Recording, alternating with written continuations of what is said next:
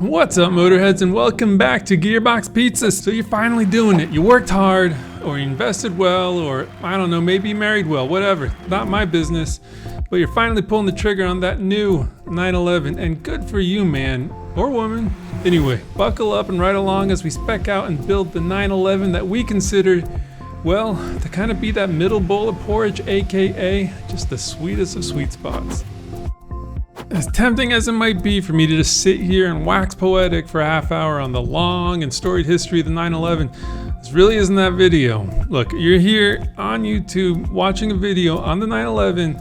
You already know it's a legend. And look, we all know these amazing gas-powered beasts, well, they're going to be set out to pasture soon. And look, time is starting to run out in these things. You know, as we all know, their eventual fate, it's going to be silent.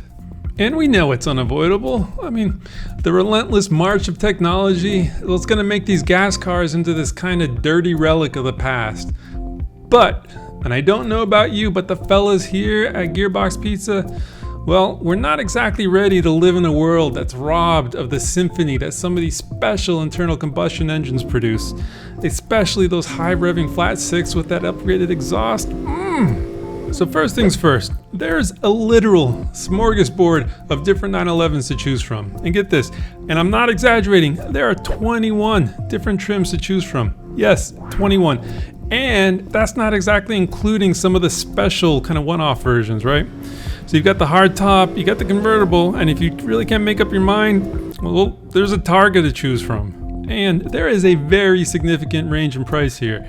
Starting from that base Carrera at just over 100 grand to that Turbo S Cabrio that's tipping the scales at a supercar level like 220 grand. Ooh. All right, so obviously we knew going into this that this was going to be like a swift double jab nut kick in the wallet department. But if you take a step back and really look at what you're getting, and I almost can't believe I'm saying this, but I mean, these German slingshots are actually a pretty great value. Yes, a great value.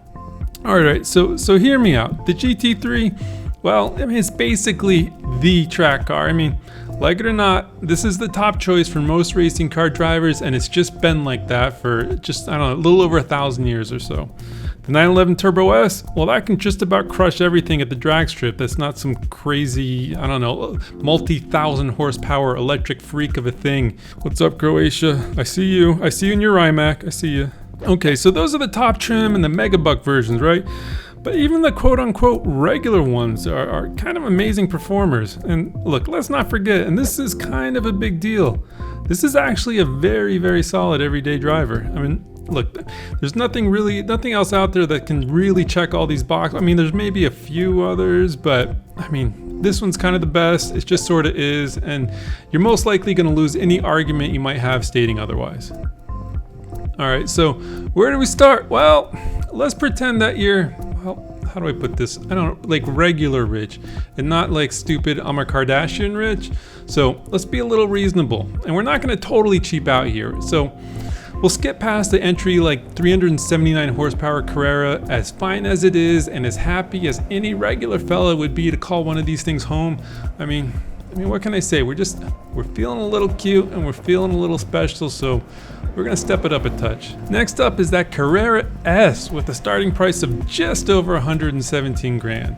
And for that extra cash, you do get some more power. I mean, 443 horsepower to be exact, and if we are still hungry for more, then there's that GTS that's going to be available in early 2022.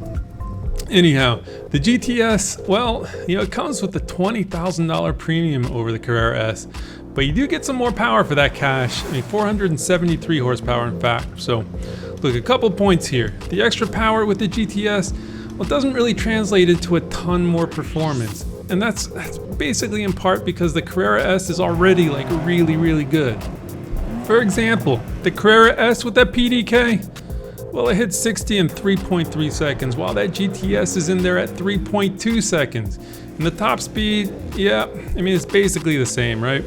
Now, the GTS has more than just some extra power, but we're kind of thinking that Carrera S is, well, it's hardcore enough, right? Now, if your primary purpose is to track, well, you got that GT3 to thrash around. And if that's a little bit rich for your blood, There's the, I don't know, I guess you could call it like an almost more fun GT4. So, all right.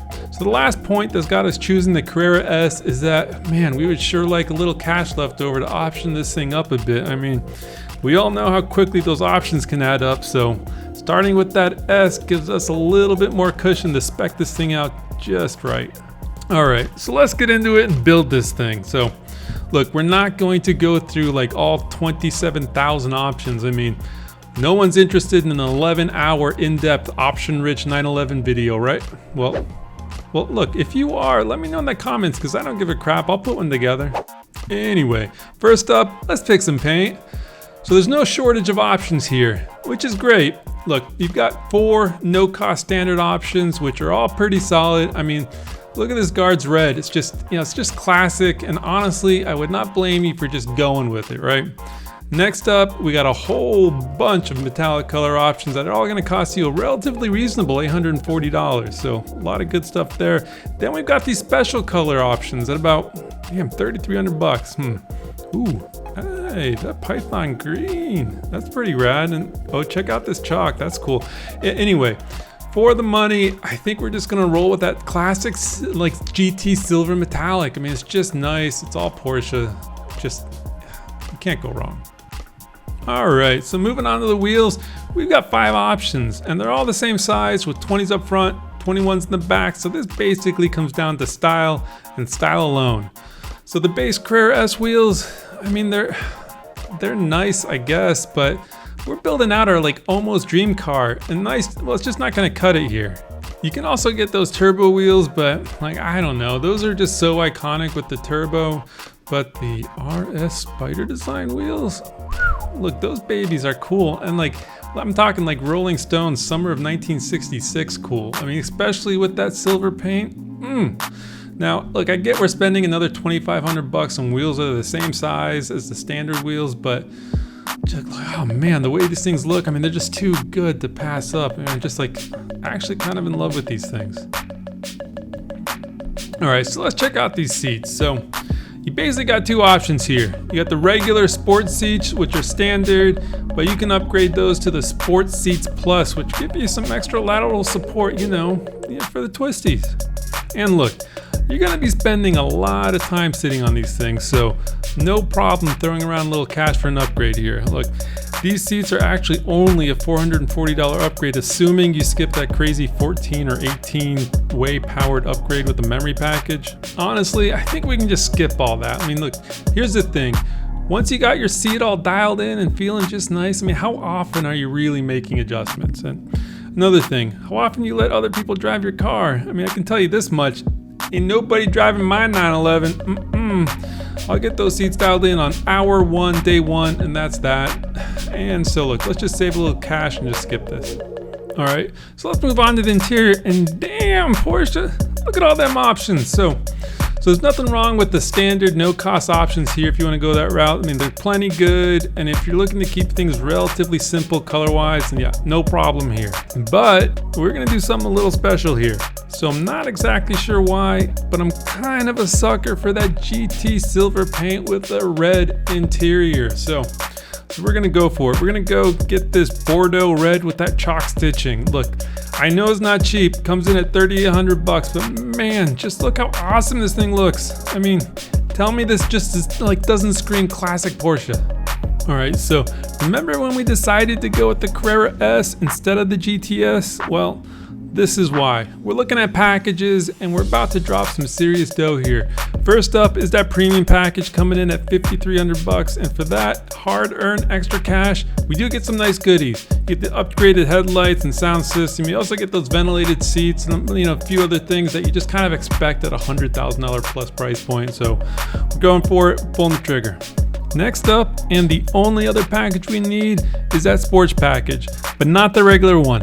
That's right, we're gonna be rowing our own gears in this 911. Yep, we're doing it, we're getting the manual. So this sports package runs us about 3,400 bucks, but that includes the pretty much must-have sports Chrono package. With that, we also get the sports suspension, which lowers the ride by like 10 millimeters, and we get that awesome sports exhaust, which sounds nice, looks good. Oh, gotta have it. All right, so there's literally like 900 more options and ways to spend money on this thing, but I think we're gonna stop here. Look, Porsche will gladly have their crest embossed on just about anything you want for several $100s a pop, but there's probably funner ways to light money on fire, like lighting money on fire. Anyway, this gets us to a final price of about $135,000, which is a lot of money, but all things considered, isn't that bad for a well-equipped and beautiful 911. Look, I think Car and Driver pretty much summed it up when they described this Porsche as the perfect sports car for those who can afford one.